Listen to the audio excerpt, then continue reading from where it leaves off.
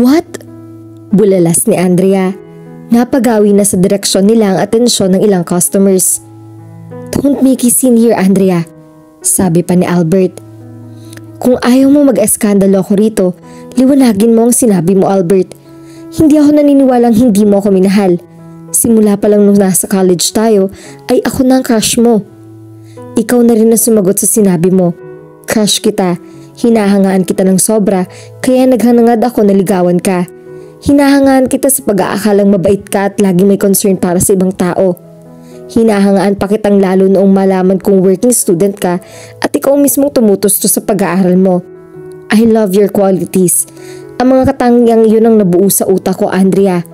Iyon ang Andrea ang minahal ko at mula nung pinangarap ko na ikaw ang mapakasalan ko. Huminga ito ng malalim. Hindi naman ako totally nagbulag-bulagan at nagbingbingihan eh. Ramdam ko na nagbago ka. Mataas na naging ambisyon mo, ang maging mayaman, ang maging head ng kumpanya. Sinuportahan naman kita, hindi ba? Alam ko naman kasing may dahilan ka kaya mo yan ginagawa. Kaya lang, hindi talaga ako kasama sa mga priority mo, Andrea. Nagawa mo pa makipagrelasyon sa anak ng boss natin? Para ano? Para mapaabot ang gusto mo? Ang laking sampal nun sa pagkatao ko. I was working hard for you, for us. Pero nung ginawa mo, nakuha mo pa rin pagtaksilan ako. Naramdaman ni Ara ang sakit ng bawat salitang binitawan ni Albert. Para may kutsilyong tumatarak sa puso niya sa mga revelasyong naririnig niya mula rito. At parang gusto niyang pawiin ang kalungkutan na nababanaag niya sa mga mata nito. Sa isang iglap ay nagbago ang pagkakakilala niya rito. Gusto niyang manliit sa panghusga niya rito noon. Nung nakita ko mismo ang panluloko mo sa akin, doon ko na-realize na hindi ikaw ang Andrea na minahal ko at ginusto kong makasama habang buhay. Ibang tao siya at iba ka rin. Hindi na kita kilala. You are a total stranger at ang mga stranger na katulad mo ay nilalayuan. Hindi ba't iyon din ang turo sa atin ng mga magulang natin? Don't talk to strangers. So please get out of my life, woman. I don't need you anymore. I have already found someone. Someone who loves me as I am. Sinalubong nito ang mga mata niya. Someone like Ara. Bagaman alam niya nagpapanggap lang sila, ay parang gusto niyang maniwalang totoo iyon at totoong may relasyon nga sila. Oo, magkaiba kayo. But this woman, ipinaramdam niya kung anong halaga ko para sa kanya. That I am not just an ordinary man. That I can be a hero. Ipinapaalala niyang may dahilan para ngumiti sa kabila ng sakit na pinagdaanan ko. We just started our relationship, but I can feel that she's the woman I've been waiting for years. Tumakas ang isang butil ng luha sa mga mata niya. Masyado siyang nadala sa sinabi nito. Sinubsob niya sa dibdib nito. It felt so good. Hinalikan nito ang bunbunan niya. And it felt like heaven this time. Naramdaman niya ang pagtayo ni Andrea. Hindi ako makapapahayag, Albert. Una kang naging akin at titiyahan kong babalik ka rin sa akin. Parang sa pelikula lang na nadudun ko nakikita yun. Maihahalin tulad din sa pelikula nangyari dahil hindi pa rin maburay yun ang katotohanan. Nagpapanggap lang sila ni Albert. Hindi pa ako tapos sa inyo. Pagbabanta pa ni Andrea. Pagkatapos niyon ay walang lingon-likod itong nagmarcha palayo sa kanila. Tiningala niya si Albert. Ayaw man niyang tapusin ang dramang iyon pero kinakailangan. After all, kasinungalingan lamang ang mga huling sinabi nito. Nasa plano nito yon.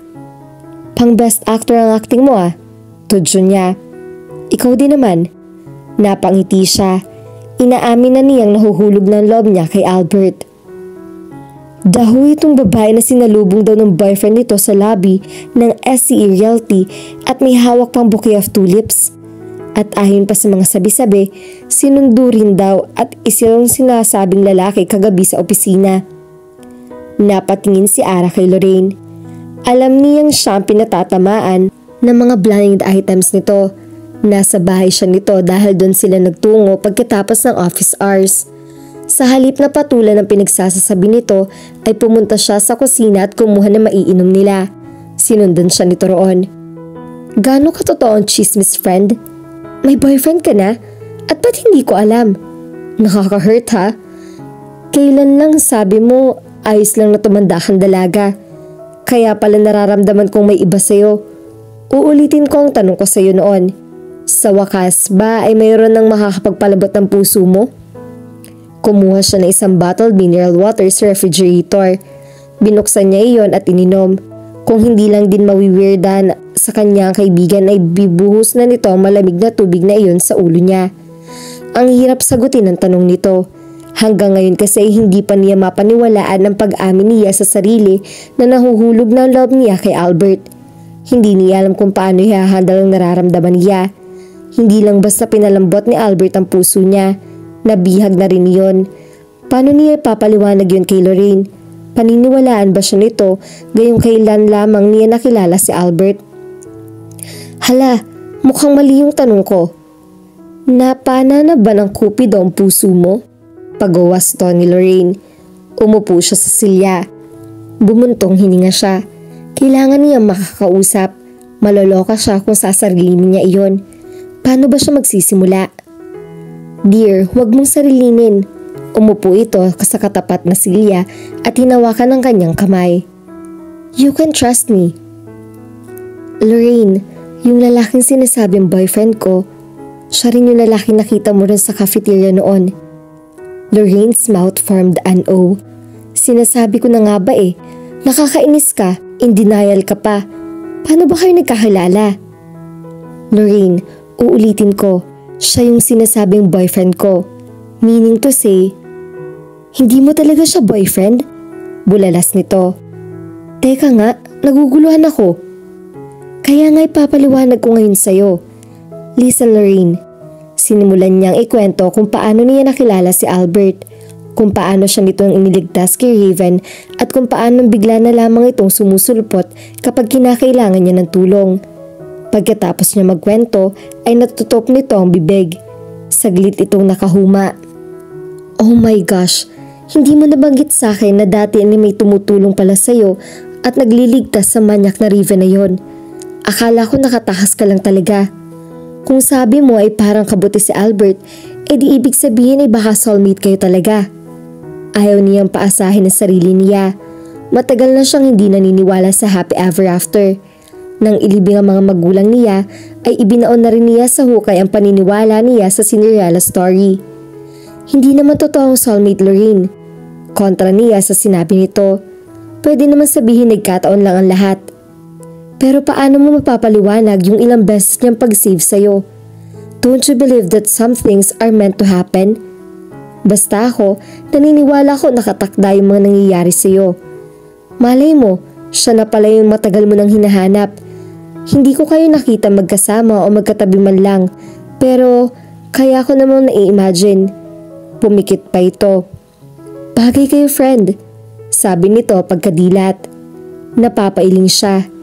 Ikaw talaga, ipapaalala ko lang na kagagaling lang ng tao sa breakup. At kahit sinabihan niya akong ganun sa ex niya, still, nararamdaman ko pa rin na mahal niya yon. After all, mukhang napaghandaan na niya kung ano sasabihin at gagawin. Nabigla siya nung matuwa ito. Hinampas na ito sa balikat. Ano nakakatawa sa sinabi ko? Paano kung hindi matatawa ha? Ngayon lang kita nakita nagkakaganyan. Nagsiselos ka no? Ano? Umamin ka nga Ara. Na-fall ka na kay Mr. Gorgeous ano?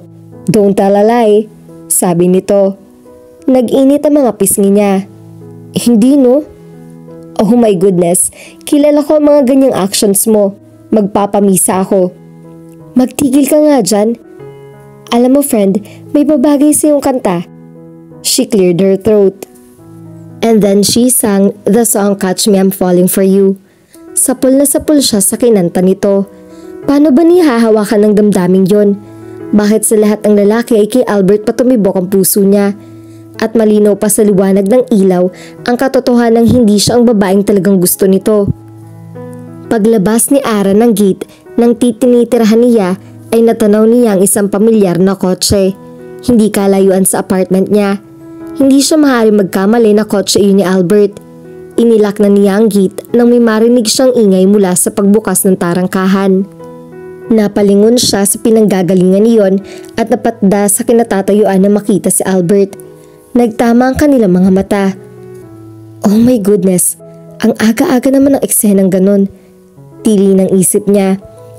Anong ginagawa roon ni Albert? Huwag sabihing susme. Doon ba ito nakatira? Hindi na gumana pa ang isip niya nang maglakad ito palapit sa kanya.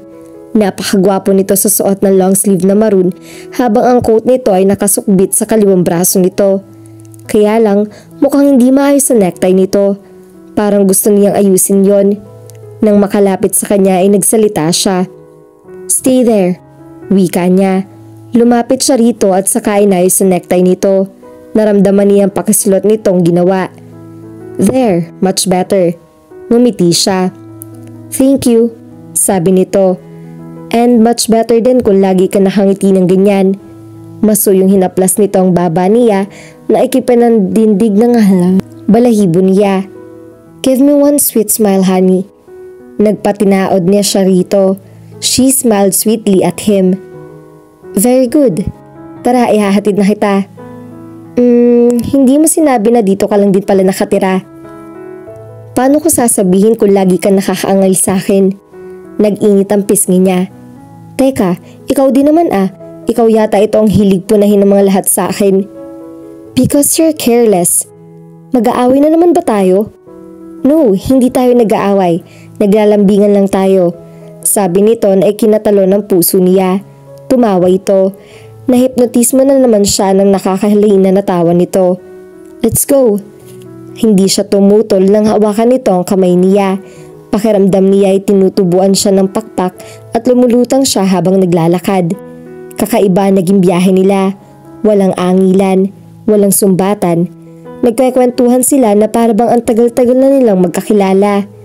Noon niya napag-alaman na nagsusulat si Albert sa isang magazine company. Maya-maya pa'y nasa tapat na sila ng SCE building. Tila nabitin siya sa pag-uusap nila. Bumaba ng sasakyan si Albert at saka siya pinagbuksan ng pinto. Don't work too hard, okay? Gusto sana kitang iyain mag-lunch kaya lang may inaasikaso kaming project eh. Ako na lang maghahatid sa'yo pa uwi.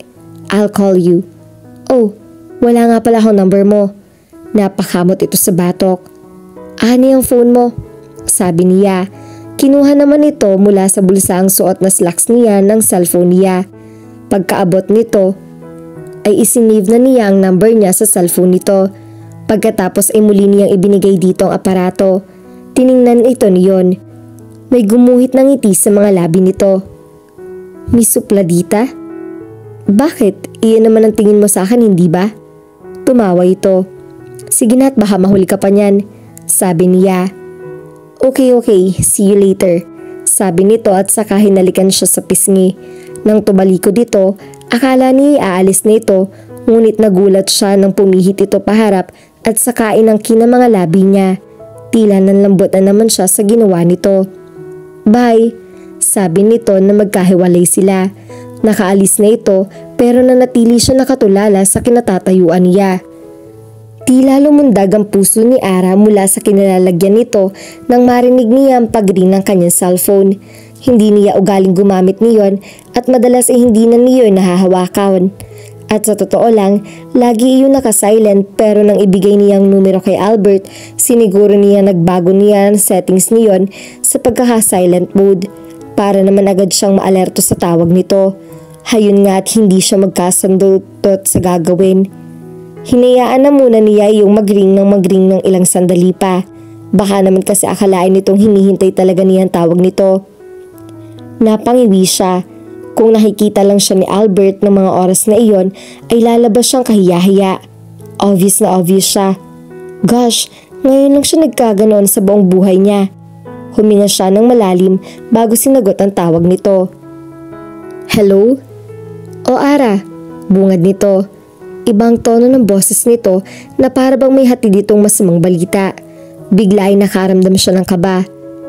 May pinapatapos pa kasing report sa akin yung boss namin. So, I have to work late, sabi nito. And it means na, yeah, mukhang hindi na nga kita masusundo. I'm so sorry, honey. Babawi na lang ako sa ibang araw. Promise, I'm really sorry. Pinigilan niya ang sariling mapabuntong hininga. Nanlulumong sumandal siya sa backrest ng upuan niya. Hindi mo naman kailangan mag-sorry. It's really okay. Naiintindihan ko naman. After all, wala ka namang obligasyon sa akin. Sabi niya sa pinakasiglang tinig. But you sound upset. No, I'm not. Mariing tanggi niya. Kung mayroon lamang siyang sapat na lakas ng loob para ibulalas iyon, ay ginawa na niya. Kaya lang ay baka pagtawanan lang siya nito. Sigurado ka? Yes. Sige na, sikasuhin mo muna yung ginagawa mo. Okay. Huwag ka na sana mag-overtime sa trabaho para hindi ka mahirapan sa paghihintay ng sasakyan mo. Marami ka pa bang ginagawa? Wala na. Uuwi na rin ako maya-maya. Mabuti. So, good night, Miss Supladita. Good night. Nang maputol ng linya ay doon na niya pinakawala ng buntong hininga na kanina pa niyang sinusupil. Napatingin siya sa monitor na nasa harap niya at nakita ang report na ipinapasubmit sa kanya. Sa susunod na linggo pa naman kailangan yon. Sinipat niyang suot ang wristwatch. 8:00 pa lamang ng gabi. Pwede pa niya yung gawin. Ang balak niya sana ay bukas na yun asikasuhin dahil nga susunduin siya ni Albert. Ngayon ay wala nang dahilan para ipagpaliban pa yon. Taliwas sa sinabi niya kay Albert na uuwi na siya, ay nagpagpasyahan niyang manatili pa upang magtrabaho.